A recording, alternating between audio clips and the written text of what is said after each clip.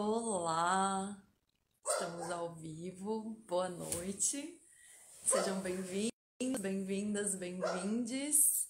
Essa é a nossa primeira live da série Eu Sou Capaz de Opinar.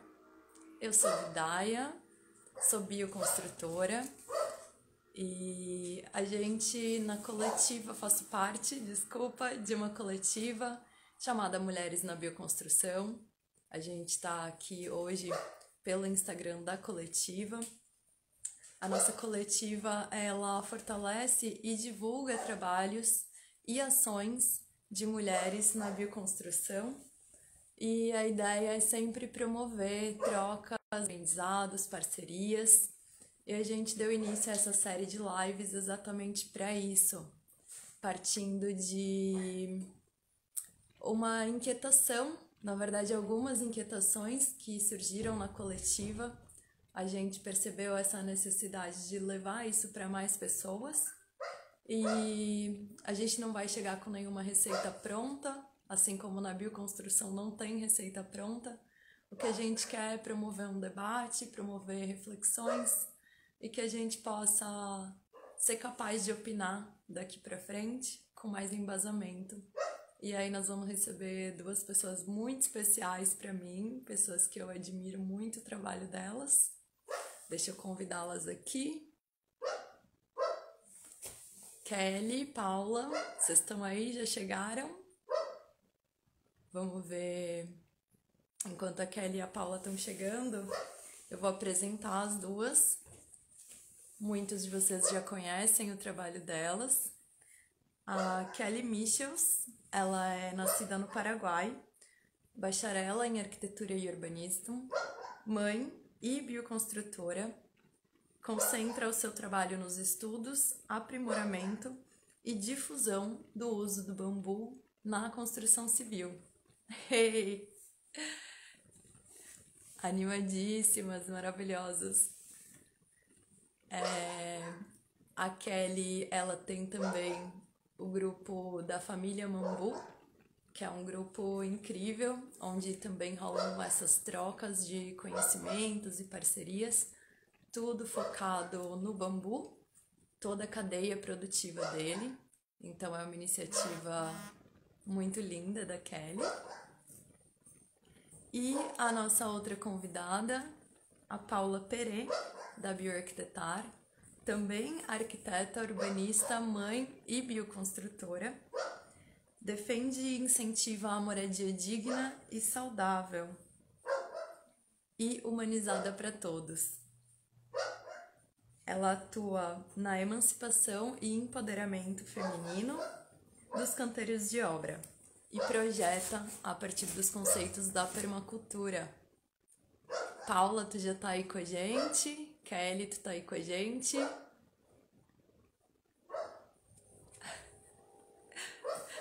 Vamos ver, vamos esperar só um pouquinho para as gurias entrarem.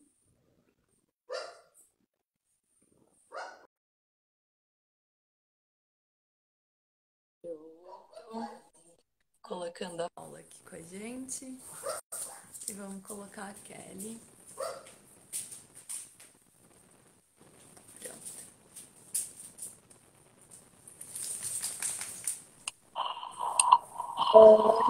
Ei, bem-vinda, mana! Ai, Bem-vinda, maravilhosa! tudo bom? Tudo bom? Que bom, gurias, que vocês estão aqui. Eu quero dizer que é uma honra imensa. Eu quero ser muito grata por vocês abraçarem esse projeto, que é essencial trazer o debate, né? A gente não tomar primeiras palavras como verdades. Então, esse aceite de vocês e abraçarem essa causa de potencializar os conhecimentos, divulgar os conhecimentos e que isso seja de acesso a todos é muito empoderador. Então é muito especial que vocês aceitaram estar aqui com a gente. Sejam bem-vindas, já foram devidamente e lindamente apresentadas, porque os trabalhos de vocês são incríveis. E, por favor, queria que vocês começassem respondendo a nossa principal pergunta: o que é arquitetura? Qual é a sua importância? E aí, quem de vocês quer começar? Vamos lá. Vamos lá. Vou pegar um conceito Vou sobre pegar um conceito da faculdade. faculdade. Depois vocês vão me Depois rebatendo. vocês vão me Só pra quebrar o rebatendo, gelo. só para quebrar o gelo. Em primeiro lugar, Em primeiro lugar, pela oportunidade, pela oportunidade, uma imensa para poder ocupar para espaço ocupar espaço com profissionais com profissionais tanto talento. tanto Então, talento. vamos lá. Para mim, o que é Vamos lá. Para arquitetura? mim, o que é arquitetura? Essencialmente é modelar Essencialmente é modelar feito pelo ser humano. feito pelo ser humano. Bom, conceito de Maravilha. faculdade. Conceito de faculdade.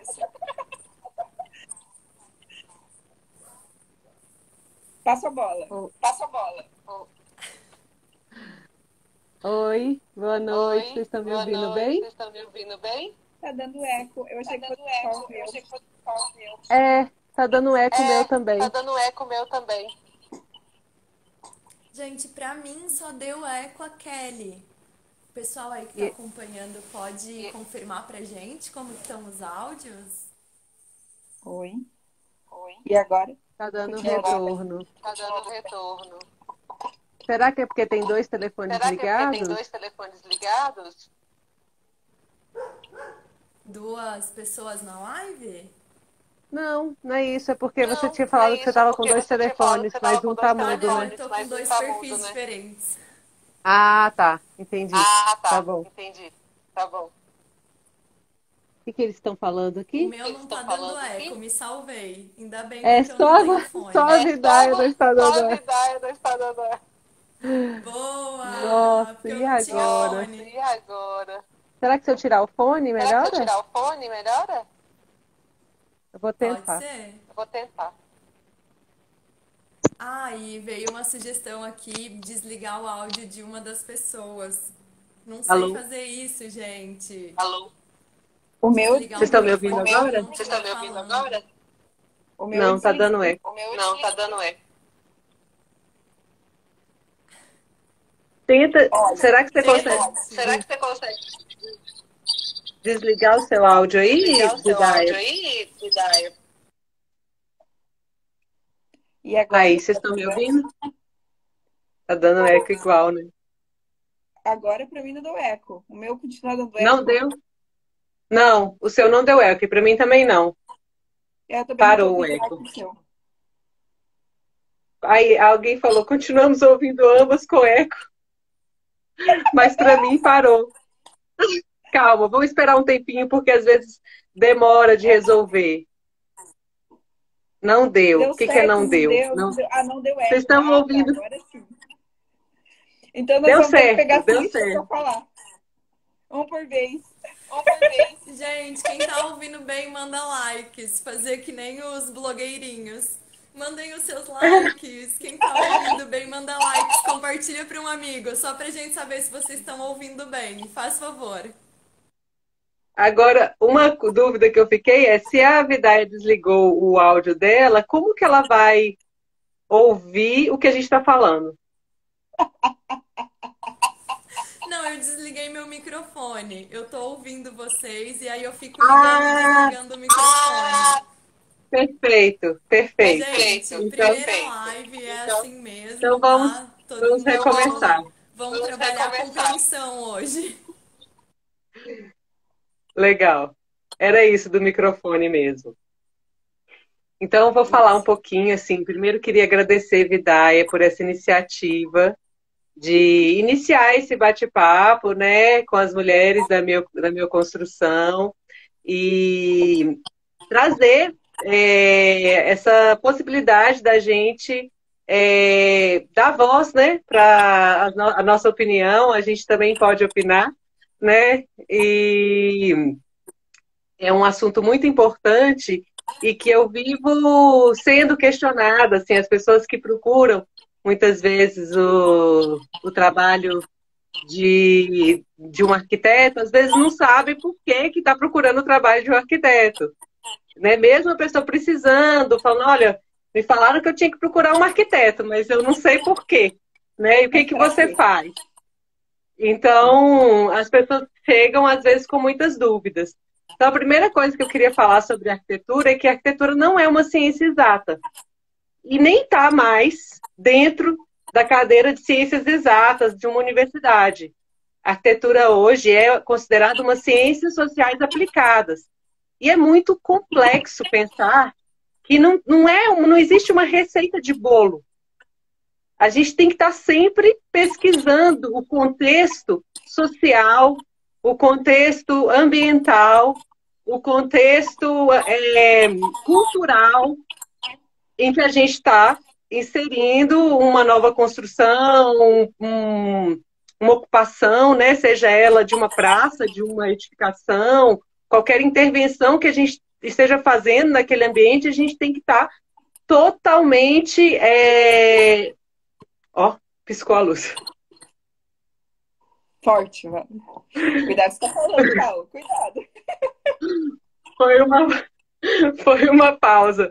Tá trovejando aqui, pode ser que eu caia. Então, né, me perdoem aí, estou aqui na roça, a internet é a rádio. E se acontecer qualquer coisa, é por causa disso, tá, gente? Mas, assim, o que eu queria trazer, principalmente, é essa que a gente...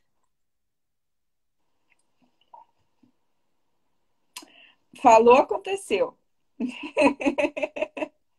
Mas, vamos ver se a Paula não volta. Vou tentar já o que eu falei falando. Que antigamente, se a gente observar na história, quem era dito, chamado, né, nomeado arquiteto, eram, na verdade, profissionais que reuniam inúmeras profissões, né? Eles eram astrólogos, eram médicos, eram matemáticos, eram físicos, eram químicos, eram alquimistas. Então, hoje em dia, o arquiteto, o profissional de arquitetura, ele já não é mais tudo isso. Mas acredito que a gente não deixou de aplicar tudo isso via planejamento, via projeto, certo? Então, a gente continua, quer dizer, se perdeu isso, né? A gente, acredito que ali quando aconteceu a Revolução Industrial, em 1920, com a Revolução Industrial, em que a casa se transformou também numa máquina, a gente acabou se amputando e se podando muito do que de fato era uma casa. E hoje o que a gente está vendo são casas adoecidas, pessoas adoecidas, e todo mundo com uma necessidade imensa de voltar a se curar através do ambiente. Até ouvi que o John está na live, uma live que eu fiz com ele, a gente conversou sobre isso, no potencial que a arquitetura tem de curar. Então, o que é arquitetura, né? Falando, né? Eu falei ali no começo, não sei se deu para entender grosseiramente, que é a modelagem do vazio. Então, é feito pelo ser humano, certo? Porque se for só a modelagem do vazio, a gente vai pegar também o que os animais fazem. Inclusive, eu já estava observando o João de Barro aqui na janela. São os arquitetos maravilhosos, né? Arquitetos da natureza. Mas falando da gente, é quando a gente modela o vazio. Agora, nem sempre essa modelagem do vazio ou o que a gente constrói vai de fato ser algo benéfico, né? Então, focando em arquitetura residencial ou onde a gente habita, né? A gente deixou de curar através do ambiente, a gente passou a adoecer através dele. E daí eu acho que você já pode voltar e pode me fazendo. Vamos testar, ver se dá o eco agora. Eu já tô aceitando a Paula, gente. Aí, tá carregando. Eu tava aceitando a Paula enquanto tu falava. Ok. Deu? Então, Paula, eu vou pedir pra tu retomar a tua fala pra gente. E em seguida já vou entrar com uma pergunta. Gente, vocês podem mandar suas perguntas. Fiquem à vontade. E as minhas também já estão surgindo aqui, porque como eu falei, eu sou bioconstrutora, não sou arquiteta. Então, todo mundo tem suas perguntinhas, né? Mandem aí pra gente. Oi, de novo. Eu previ que ia acontecer e aconteceu, né, gente? Mas eu até peguei um pedacinho da fala da Kelly, né? E que ela estava falando sobre a questão da saúde, como que a gente pode promover saúde com a construção de um espaço, né? Não só saúde, bem-estar, né? Que tem a ver com saúde, né? Saúde engloba tudo isso, né? E quando eu entendi que a arquitetura, muitas vezes na cidade, estava promovendo lugares insalubres, a própria cidade, em diversos aspectos, pode ser um espaço muito insalubre e para muitas pessoas, né? Eu pensei, eu preciso achar um jeito de, né, fazer isso de uma maneira mais saudável, né? E aí eu queria entender o porquê que a gente estava nesse contexto de insalubridade nos nossos projetos, nas nossas formas de ocupar, né, o mundo.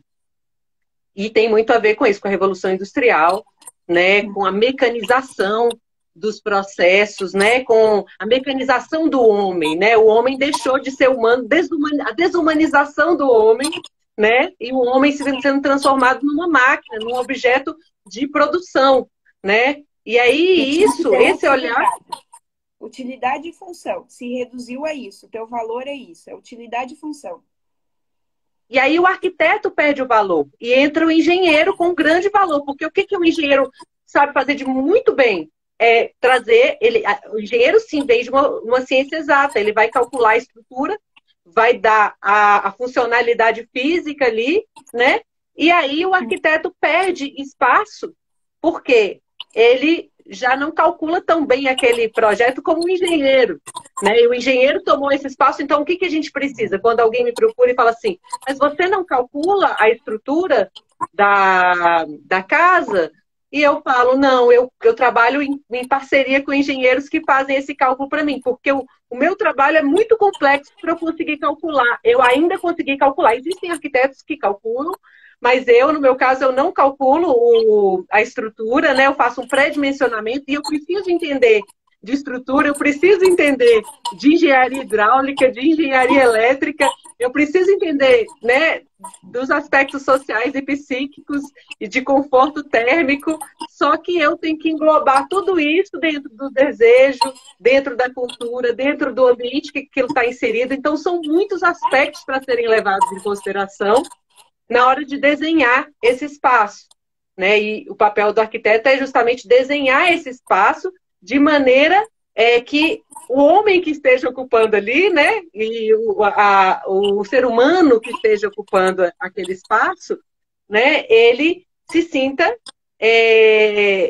contemplado, né? Acolhido naquele local. Né? E a engenharia, ela não estuda isso. Né? Não é que eles não têm a capacidade, mas é que o estudo da engenharia não estuda isso. Não é o foco deles. Né? Então, são profissionais que trabalham em parcerias com os arquitetos. Né? Então, o engenheiro elétrico, o engenheiro, né, hidrossanitário, o engenheiro civil, né, estão sempre trabalhando em parcerias. Assim como o arquiteto também, às vezes, precisa trabalhar em parceria com equipes das ciências sociais. Eu, quando trabalhava com habitação de interesse social, eu fazia muita parceria com um grupo de ciências sociais para fazer as visitas de campo e fazer as pesquisas, fazer os questionários, né? Então, a gente precisa dessas parcerias para a gente conseguir contemplar todos esses aspectos. Até nessa mesma movida, né, a gente teve ali esse movimento, essa mudança de paradigma em que as construções deixaram de ter o apelo estético e de ter o apelo de acolhimento, porque passaram a ser máquinas de habitar, elas precisavam funcionar, certo?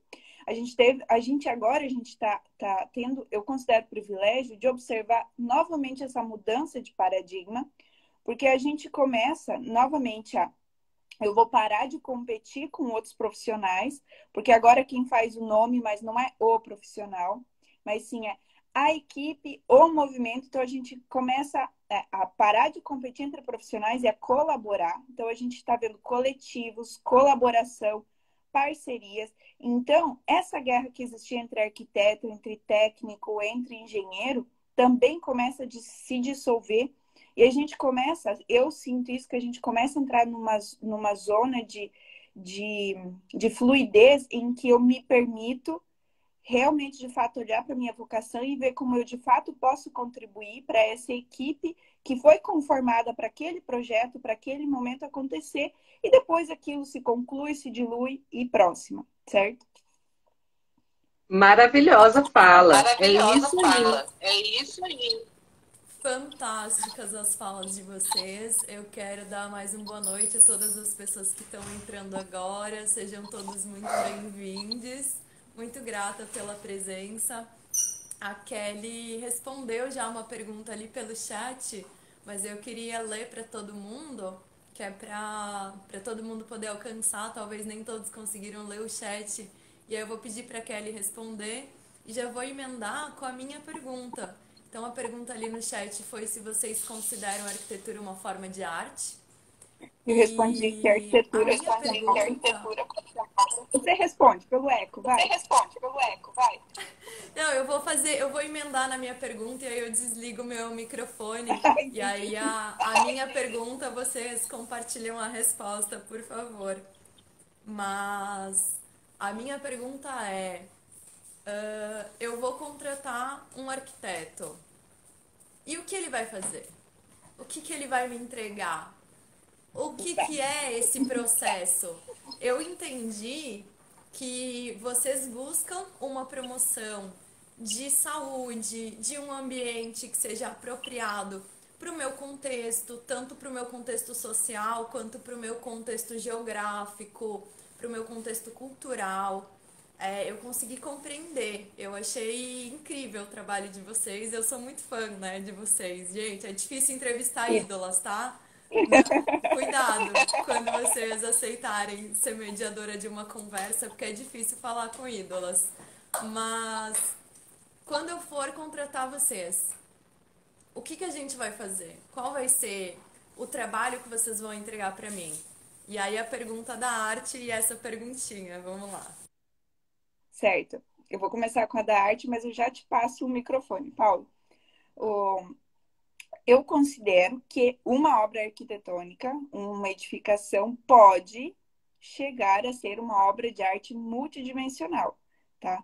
E aí não apenas as que recebem prêmios, mas senão aquela que você fez para o teu filho no pátio de casa. É uma obra de arte e é multidimensional.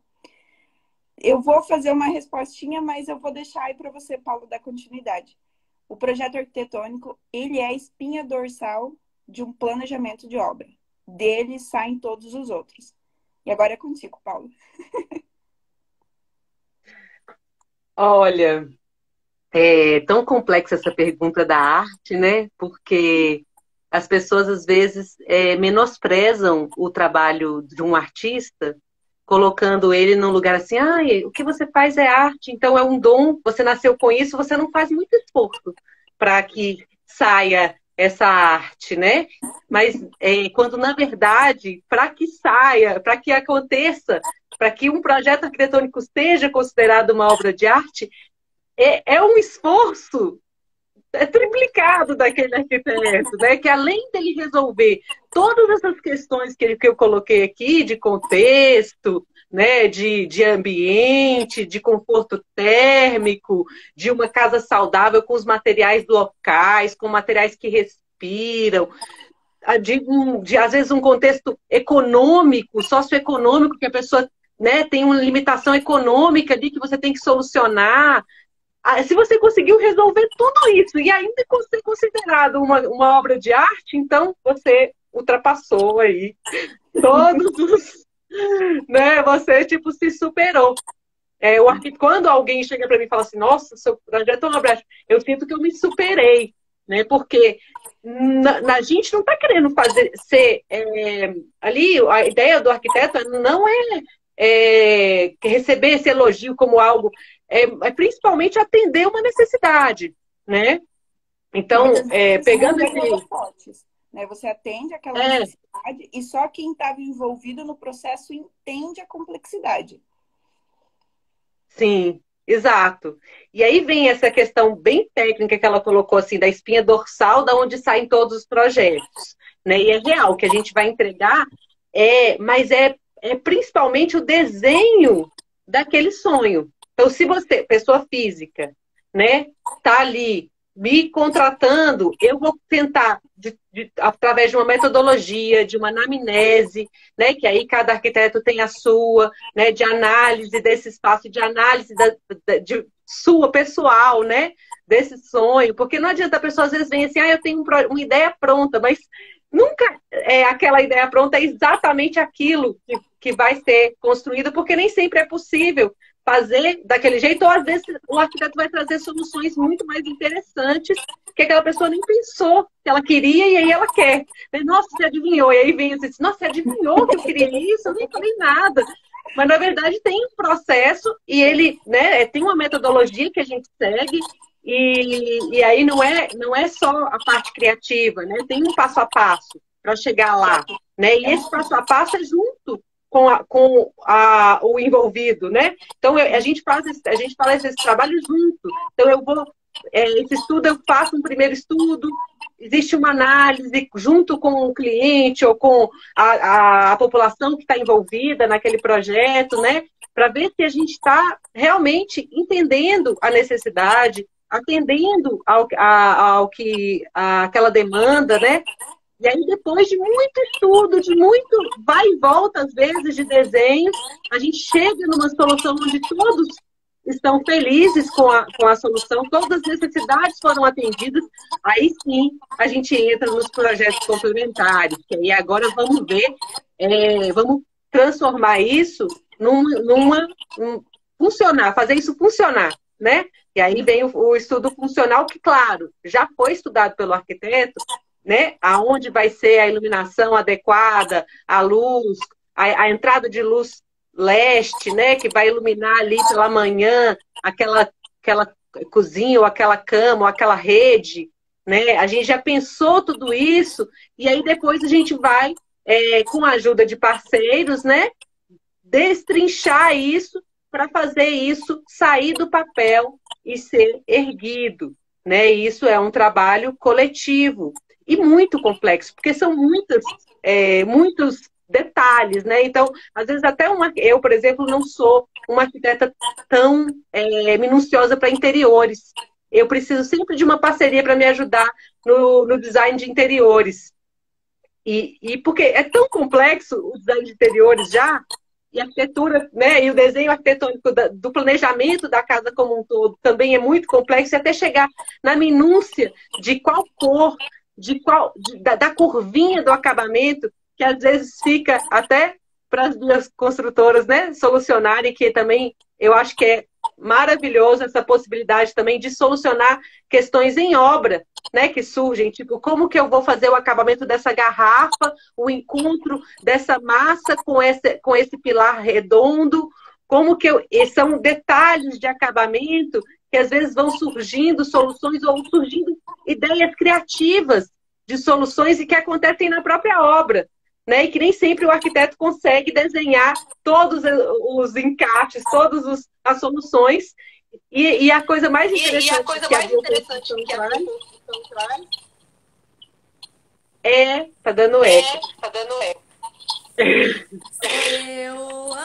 Opa! Eu vou aproveitar então, antes de pegar esse finzinho da tua fala, para ver que eu já achei ótimo, porque eu já tô vendo onde é que a futura técnica em edificações aqui se encaixa. E como tu tá falando dessas características muito particulares, né, de cada obra, é uma coisa única, né? Dá para perceber que é uma coisa que ela tem que encaixar uma série de elementos ali, né? Então eu tava aqui me questionando e por uma feliz coincidência, um dos nossos convidados aqui, Tormenta da Paz, fez a mesma pergunta que surgiu na minha cabeça. E sobre essa questão das casas compradas prontas? Qual o perigo disso? Eu estava pensando sobre projetos prontos. Então eu vi ali um projeto pronto. Então quer dizer que não é uma boa ideia eu comprar aquele projeto pronto e fazer a minha casa, independente de contexto, o mesmo projeto lá no Amazonas e o mesmo projeto em Brasília e o mesmo projeto lá no Rio Grande do Sul.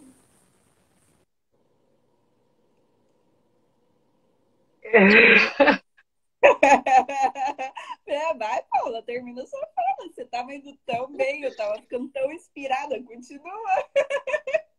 Pois é, vamos lá. Então, vou chegar nisso, né? Primeiro, assim, eu entendo, né, que as pessoas, às vezes, achem que ter um projeto pronto pode ser uma facilidade, né? Pode ser uma solução de todos os problemas.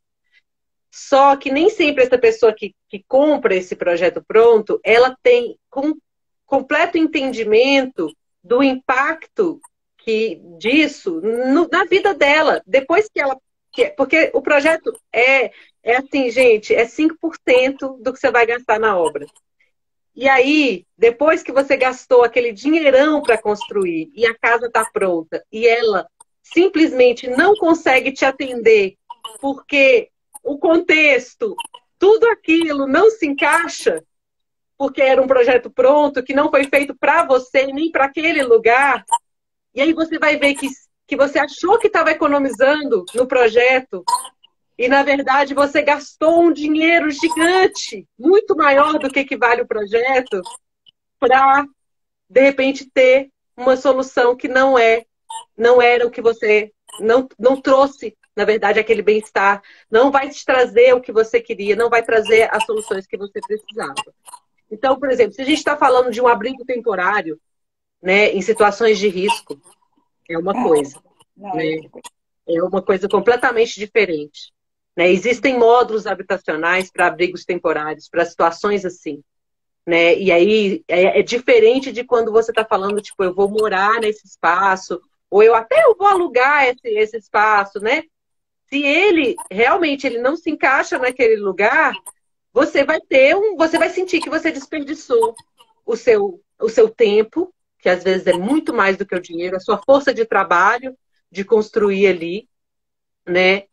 Então, eu que construo, assim, que cada detalhe faz tanta diferença, eu que estou sempre em obra, né? E vejo isso acontecer, a gente às vezes, né, fala, nossa, não posso desperdiçar um dinheiro, às vezes numa coisa que é muito trabalho, são meses, às vezes um ano, às vezes 2 de dedicação para você finalizar uma casa, né, para depois você dizer que não é aquilo. Por isso que o projeto, às vezes, demora 6 meses, né, e é um tempo que eu falo assim, gente, não tem pressa de fazer, porque é algo que é para a vida toda. Aquilo ali, a ideia é que seja permanente, né, a não ser que eu esteja falando de algo itinerante, né, de efêmero, de uma arquitetura efêmera. Mas a gente não está falando de arquiteturas efêmeras, a gente está falando de algo que vai ficar permanente, que você quer que dure 30, 50 anos, né?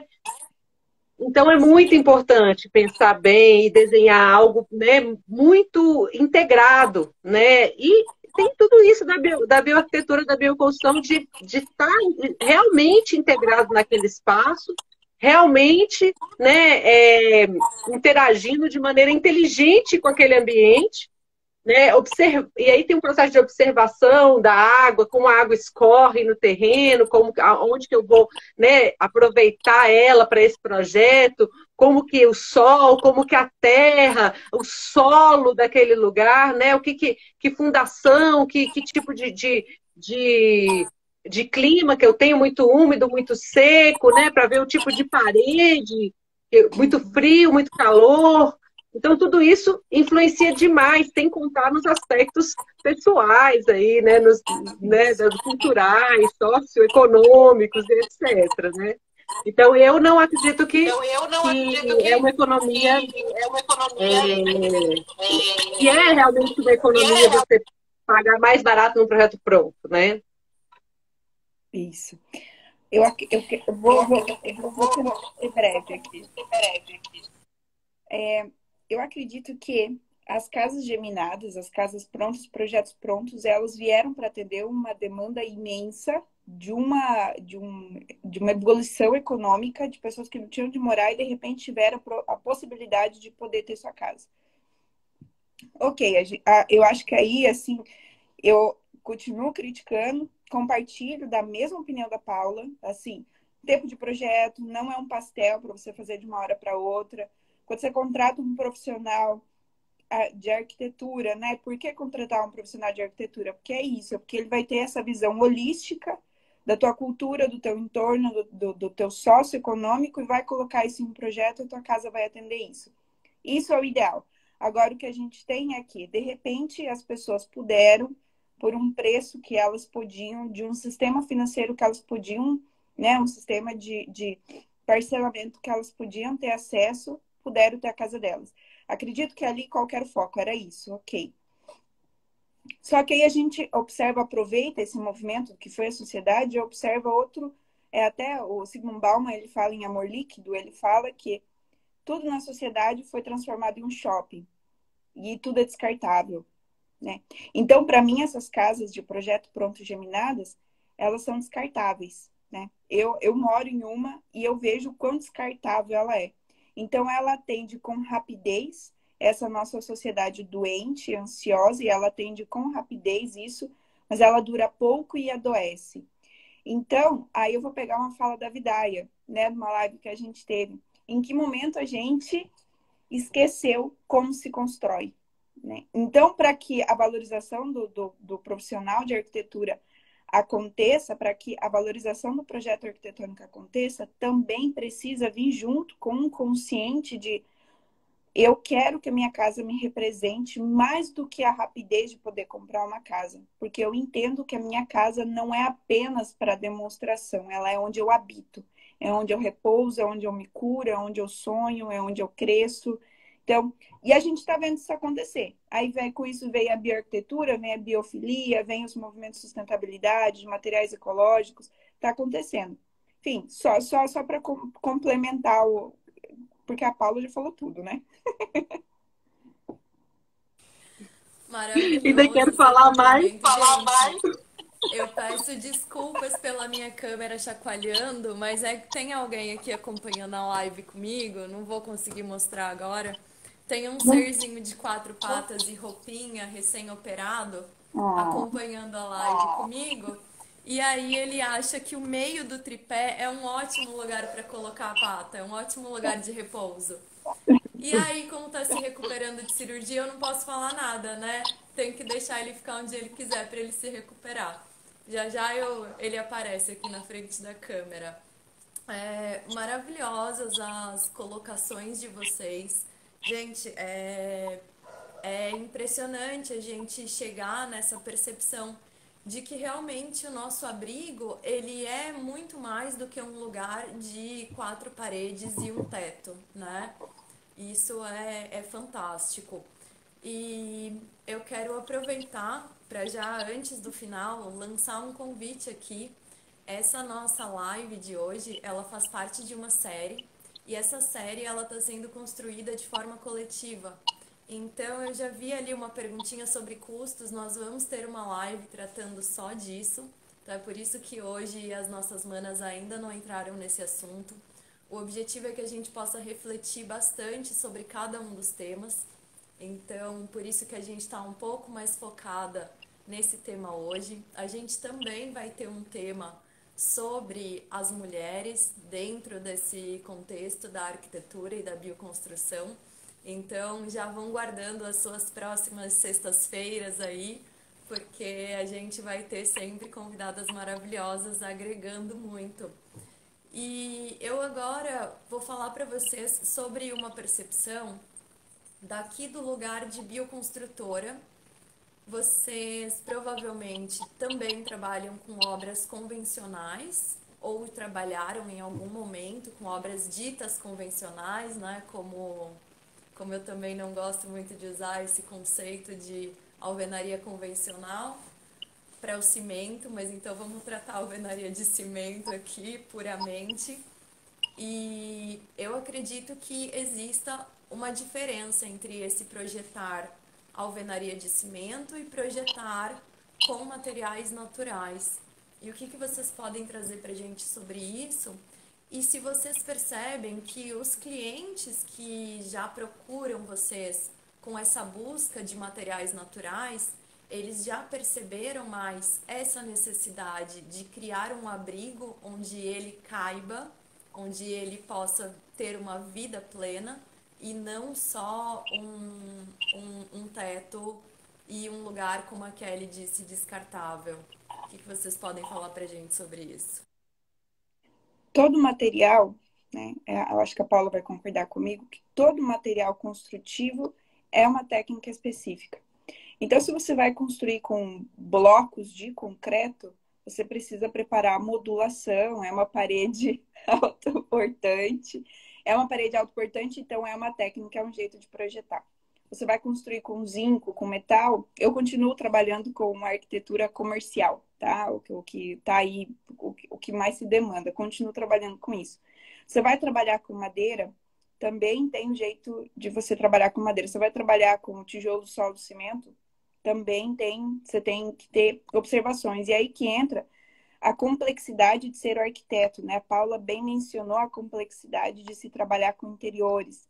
Então, o arquiteto, ele tem essas aptidões de trabalhar com interiores, de trabalhar com a casca, com a estrutura. O arquiteto pode se dedicar a estrutural. Alguém perguntou ali de custo. Também tem aptidão para precificar a obra, e vai ter a live falando sobre isso, aprofundando, mas o arquiteto também tem essa aptidão, também é capacitado para isso.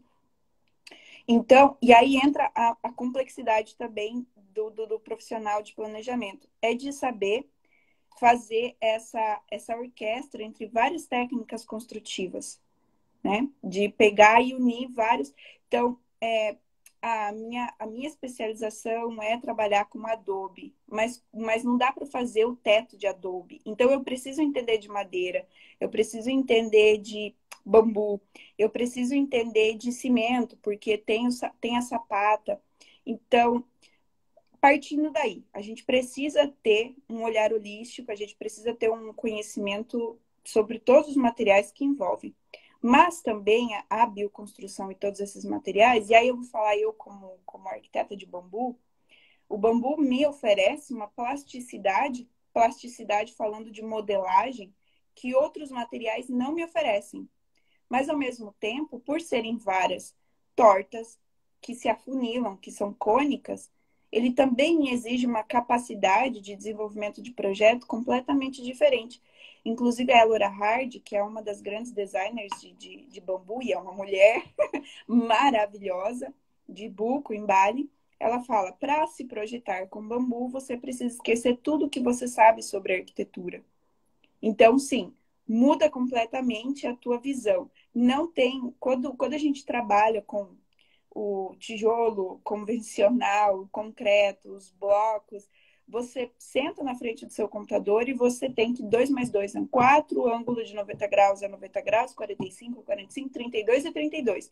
Quando você vai trabalhar com bambu, acredito que com Adobe também, você começa a ter essa margem de flexibilidade para, inclusive, o construtor, quem estiver colocando a mão na massa, possa ali decidir fazer uma árvore, né, Vidai? Eu vou fazer uma árvore aqui porque essa obra está pedindo. Então, a bioconstrução, eu vejo que a bioconstrução, ela pede essa conexão muito profunda, porque ela não tem não existe 2 e 2 são 4. Ela precisa da intuição de quem está envolvido. Sim. Gente, só antes de deixar a Paula fazer a colaboração dela, é porque em uma obra existia uma coluna e eu fiz um altorrelevo de uma árvore nessa coluna. Depois da live eu vou colocar aí para vocês olharem, tá? Grata pela Maravilhoso. lembrança, Kelly. Que legal. Então, esse aprofundamento no material que eu nunca tive na universidade, porque eu estou trabalhando com material industrializado, ou pré-industrializado, ele meio que vem pronto. Eu posso até estudar a modulação dele, mas detalhes como a gente tem do bambu e da terra, né, que são, às vezes, muito específicos da terra daquele local, que eu vou precisar fazer testes, que eu vou precisar entender essa plasticidade, né, e, às vezes, até da técnica que eu escolho, se é hiperadobe, se é cobre, se é tijolo de adobe, se é pau a pique, né, detalhes desse processo, às vezes, que estão enraizados naquele local, e de quem que vai, e é muito importante eu pensar, quem que vai construir isso? Quem que vai, quando eu estou fazendo uma construção de cimento, assim, eu não me preocupo, quem que vai executar essa obra? Porque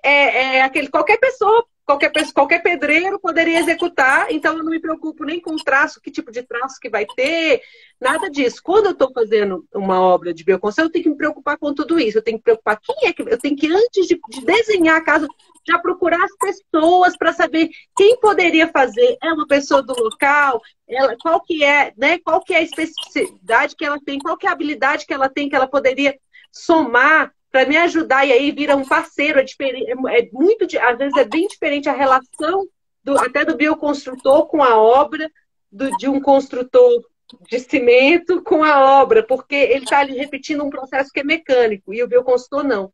Ele está trazendo ali um processo criativo, um processo intuitivo, junto com o arquiteto. Então, quase que é um trabalho que ali envolve outras parcerias, envolve um outro processo, né, sem contar nos processos, né, do design bioclimático, né, que também faz parte do que a gente chama de bioconstrução, né, na escolha desse material, porque eu não posso querer construir com bambu num lugar que não tem bambu, né, e aí tem todo esse entendimento do que é a bioconstrução. Não é simplesmente pegar um material que alguém disse que é bioconstrução, mas aí eu vou ter que importar para o Ceará bambu. No Ceará não tem bambu e eu vou ter que importar lá da Mata Atlântica, do Espírito Santo, porque eu quero bambu. Então, assim, aí vem também desse arquiteto trazer essa consciência para quem está buscando esse tipo de material.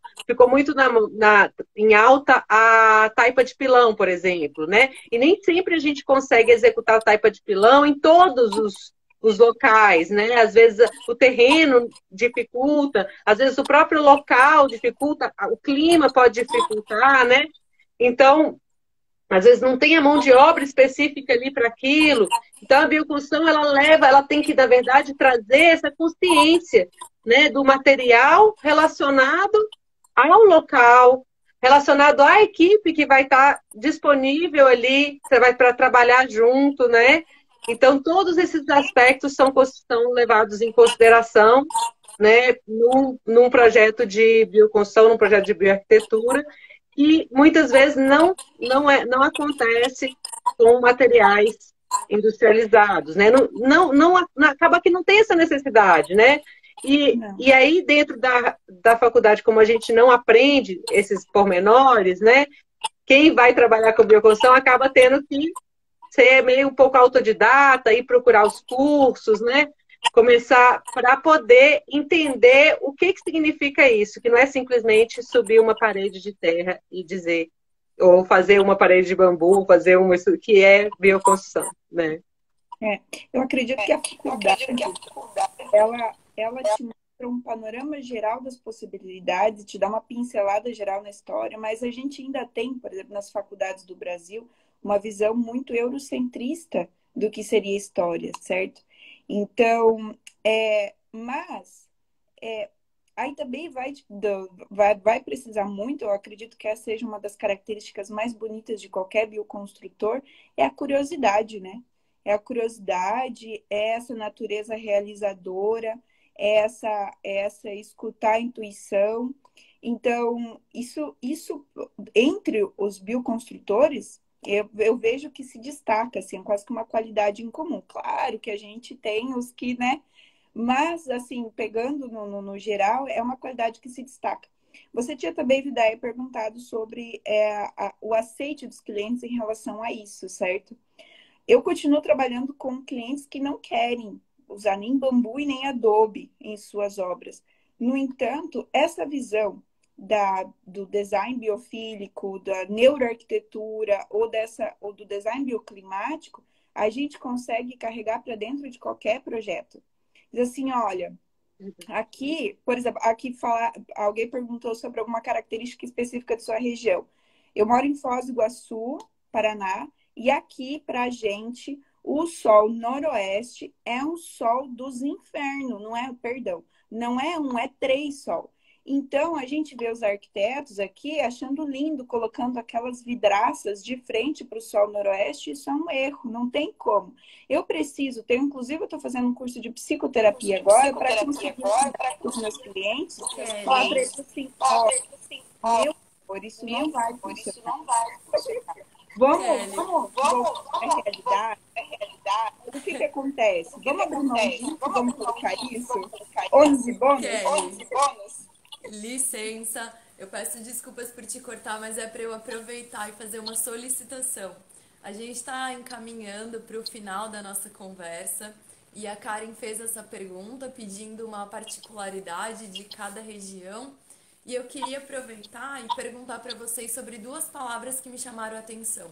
Vocês falaram em biofilia e em que mais? E agora bioclimática.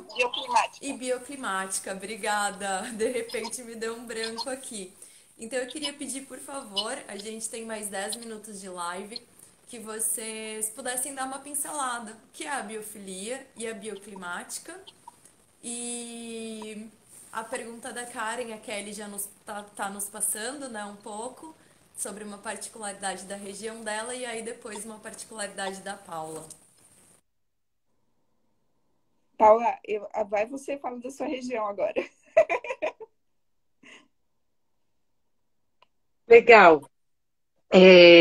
Então, eu estou no Cerrado Mineiro, né? Aqui tem diversos biomas dentro do próprio bioma Cerrado, né? Inclusive, a gente está na Semana do Cerrado Vivo aqui na minha região, que é assim, a valorização desse bioma, mas aqui a gente tem aspectos de um período de seca muito longo e um período de chuvas intensos, que começa agora em outubro, né? Hoje ameaçou que ia chover, a gente está desesperado pela chuva, porque é muita queimada essa época do ano, então o ar está ventos fortes, e aí a gente tem que fazer uma arquitetura pensando em segurar esse telhado para que não voe. Já aconteceu aqui de levantar o telhado, uma telha cair por cima da outra e quebrar tudo. Então, e aí tem o período do vento, aí depois vem o período de chuvas intensas que chove direto, então tem que ter uma boa drenagem e um bom aproveitamento dessa água, porque vai ter uma época que vai ficar muito seco de repente, né? Então, esse aqui é um pouquinho, né, da minha região, assim, tem muitos detalhes aqui que eu, né, poderia ficar horas falando, né? Imagino que paredes mais espessas também, né? Para poder reter essa temperatura interna. Exato. Aqui, por exemplo, o adobe aqui é o tijolo de adobe, né? Que perseverou aí durante os anos nas regiões mais rurais. Também por isso, porque ele tem uma qualidade bioclimática que alguns entenderam que valia a pena manter, né? E é um tijolo muito resistente na região, então ainda tem pessoas que produzem tijolo de adobe. A minha casa é de tijolo de adobe, de demolição de casas que as pessoas, né, iriam botar abaixo, e eu falei, opa, me dá um tijolo aí. Privilegiado. Vai ficar se fazendo agora, Paula? Vai ficar provocando inveja? Gente. Tá se achando. Mas vamos lá. Sobre a biofilia. Eu tô olhando aqui o relógio. Desculpa, Paula, que eu tô olhando o relógio aqui pra gente não... Manda brasa. Ó, biofilia. Eu falo da biofilia, você fala da bioclimática. Pode ser? Vamos lá. A biofilia, o design biofílico, essencialmente, ele diz que a gente tem que trazer elementos da natureza para dentro do nosso habitat para a gente se sentir bem. Então, ele seria como uma maquiagem do que já existe. Por exemplo, né? Eu moro numa casa geminada, como é que eu faço para deixar ela um pouco mais saudável? Porque é a realidade que eu vivo. Como é que eu aplico? Então, eu começo a colocar alguns vasinhos, né? Eu começo a colocar plantas, eu trago madeira. Eu só não pintei ainda, mas aí você começa a trazer cores, de repente, verde, tons terrosos, você começa a aplicar materiais naturais, texturas, tecidos que imitem o mais próximo possível da natureza. Eu não vou lembrar o nome do autor agora, mas existe um autor que na arquitetura diz: todo material, quanto mais se aproxime ao seu estado natural, mais o nosso subconsciente se sente confortável, porque é uma referência conhecida, tá? Então, o tijolo cozido, essas paredes brancas, ele não é um ambiente conhecido para o nosso inconsciente. Nosso inconsciente está acostumado com terra, com pedra, com madeira, com folha, com palha. Então, quanto mais próximo disso, então a biofilia prega isso. Vamos aplicar isso para que a gente volte a se sentir mais tranquilo. Isso, e aí é um conforto que vem para o aconchego, né?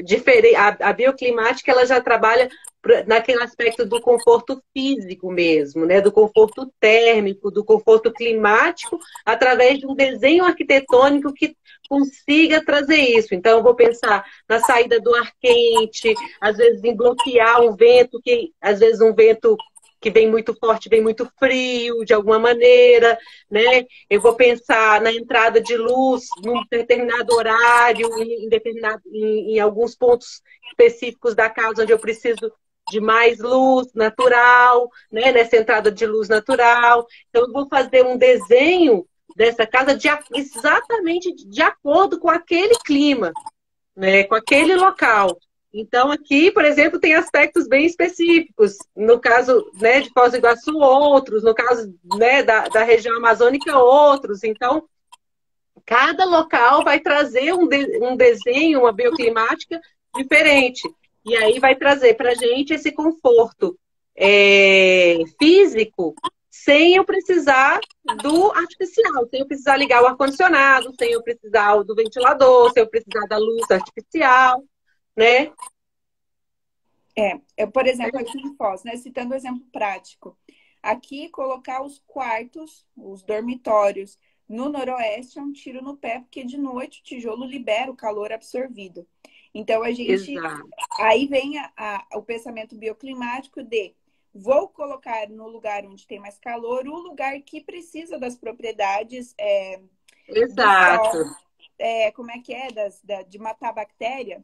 Então, eu coloco banheiro, cozinha, lavanderia para esse sol, que se beneficia, higieniza naturalmente esse ambiente, e eu coloco os dormitórios e sala de estar, coloco para o sol nascente.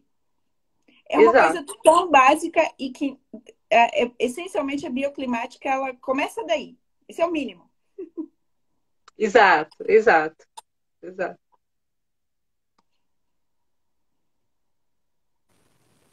Gente, eu tô maravilhada com vocês. Escutar vocês é sempre muito inspirador, ainda mais para quem tá começando a pensar na futura casa. Realmente é muito inspirador conhecer tudo isso. Eu quero agradecer imensamente. Acabaram de perguntar se a live fica gravada. A live vai ficar no Instagram das mulheres. E também, semana que vem, vai para o canal do YouTube das Mulheres na Bioconstrução. Então, já comecem a nos seguir ali, tá, gente? Preparem os seus dedinhos para se inscrever e colocar likes. O nosso objetivo aqui, como eu coloquei no começo, não é trazer receitas, assim como na bioconstrução a gente não tem receitas prontas, a gente trabalha em cima de cada realidade que a gente encontra. As nossas lives também têm esse propósito, que a gente possa trazer mais informação, mais conhecimento, ampliar o debate e assim chegar a novas reflexões. Por isso que eu sou capaz de opinar, né? Pra gente ser capaz de opinar, a gente tem que ter embasamento. E o embasamento de vocês duas foi muito incrível. Vocês nos trouxeram muita coisa. Eu quero agradecer toda a coletiva, Mulheres na Bioconstrução, pelo apoio, por estar aqui com a gente, várias das nossas manas aqui com a gente. Quero agradecer a todas as pessoas que não são da coletiva e que vieram fortalecer esse debate. Muito grata também. Um agradecimento, opa, até gaguejei, a emoção tá forte aqui. Um agradecimento especial a Kati Renauer, que é uma amiga irmã que o universo me deu e que abraçou junto comigo essa idealização desse projeto. Então ela está comigo na organização, no design das artes, e me ajudando a lembrar de todas as demandas. Tá sendo incrível. Um beijo, Kati. Ela não quer aparecer aqui na câmera, mas eu acho que eu vou fazer um post para todo mundo conhecê-la, tá? Também é uma arquiteta linda. E, manas, por favor, se vocês quiserem deixar o recado final para vocês, o recado final de vocês, desculpa, o meu recado final é semana que vem, live com Letícia Grappi e Marcela Bergamini, também mais duas membros da coletiva Mulheres Fantásticas. Esse debate vai ser mediado pela Natasha Viana e o tema que elas vão trazer é a elitização e a impossibilidade de acesso à maioria. Então, elas vão tratar sobre esse tema. São manas que têm um trabalho já muito bacana. Todo mundo aqui semana que vem, às 19 horas. É isso. Muito grata a todos vocês. E agora eu vou deixar com o tchau das nossas maravilhosas, fantásticas e inspiradoras convidadas.